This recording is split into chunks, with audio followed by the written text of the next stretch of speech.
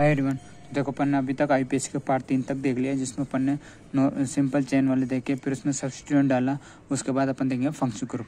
अब function group में ना उसके पहले ना आपको इनके प्रीफिक्स सफिक्स आने चाहिए, और एक अपन ने एक फंक्शन ग्रुप का एक प्रायोरिटी ऑर्डर होता है, वो आपको याद होना चाहिए। जिसको देखो याद नहीं है, अपन ने भी एक वीडियो बना रखा उसमें विद ट्रिक के साथ, तो अच्छे से आप इजीली याद कर सकते हो। देखो फंक्शन ग्रुप में प्रायोरिटी ऑर्डर याद रखना क्यों जरूरी है। जब अपन नंबरिंग करते हैं ना, तो फिर वो प्रायोरिटी देखते हैं कि इसको पहले नंबरिंग करें ना, तो आपको याद होना चाहिए, ठीक है ना। जिसको याद नहीं अपन देख सकते हैं।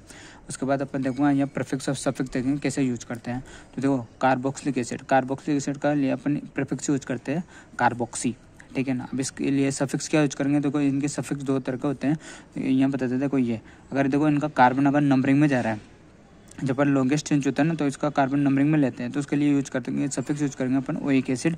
अगर नंबरिंग बाय एनी केस अगर नंबरिंग में नहीं जा रहा है, तो वहाँ अपन यूज करेंगे इसके लिए कार्बोक्सिलिक एसिड, ठीक है। नॉर्मल है, सिंपल है। अब उसके बाद देखो इसके दो और भी कॉमन नेम होते हैं, लेकिन अपन ने दो तो याद होने चाहिए, क्योंकि सबसे ज़्यादा यूज होते हैं। डायरेक्ट नाम से आते हैं, तो अब पता होना चाहिए किसको बोलते हैं।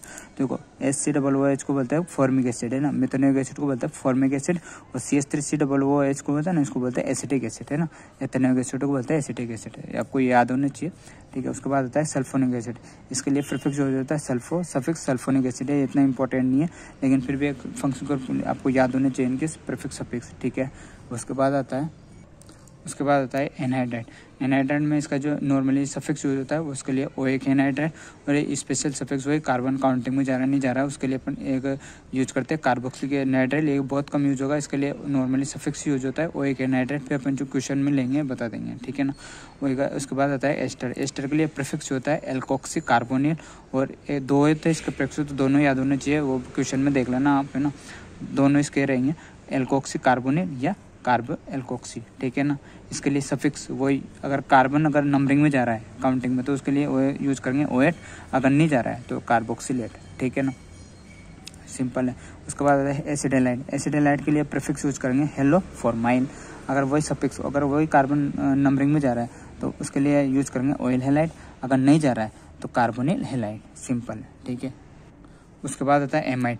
एमाइड के लिए प्रीफिक्स यूज करेंगे अपन कार्बोमोइल, ठीक है ना। इसका सफिक्स यूज करेंगे अगर इसका वही कार्बन नंबरिंग में जा रहा है ना, तो उसके लिए यूज करेंगे एमाइड। अगर नहीं जा रहा है तो कार्बोक्सीमाइड, सिंपल, ठीक है, ये याद रखना। उसके बाद आता है साइनाइड। ये इंपॉर्टेंट है, साइनाइड। अब साइनाइड के लिए प्रीफिक्स यूज करेंगे साइनो, सफिक्स में वही, अगर नंबरिंग में जा रहा है तो नाइट्राइल, नहीं जा रहा है तो कार्बोनाइट्राइल, ठीक है।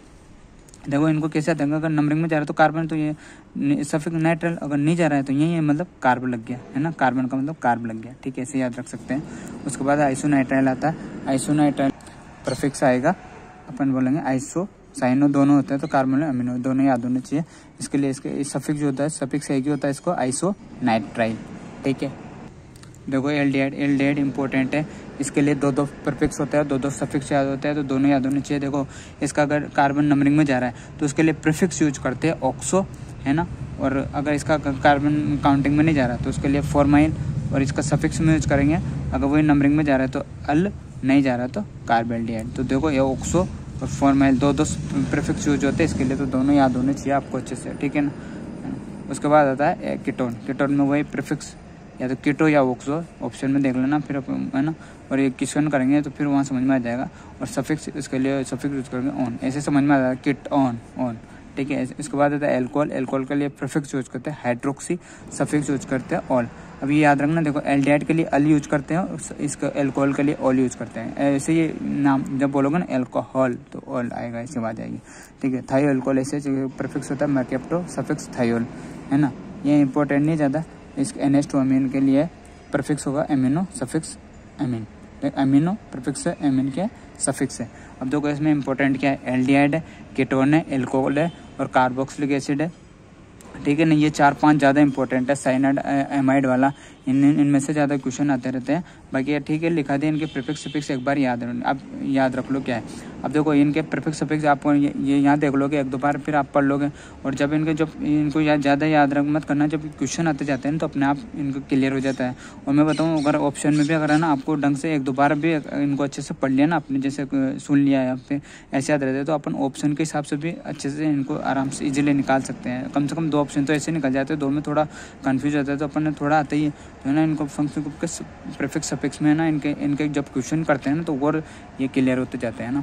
तो अपन जब आईपीएससी का जो पार्ट 4 पढ़ेंगे ना उसमें फंक्शन ग्रुप से रिलेटेड ही पढ़ेंगे, है ना। तो और फंक्शन ग्रुप का जिसको प्रायोरिटी ऑर्डर नहीं है वो भी याद कर ले पहले, क्योंकि वो फंक्शन आईपीएससी के जो फंक्शन ग्रुप वाले आईपीएससी करते हैं ना तो उसमें इसका प्रायोरिटी ऑर्डर याद होना बहुत जरूरी है, ठीक है। तो नेक्स्ट वीडियो में मिलते हैं अपन इसके फंक्शन ग्रुप के आईपीएससी ना, ठीक है। और नए हो तो चैनल सब्सक्राइब करना, शेयर करना। Thank you.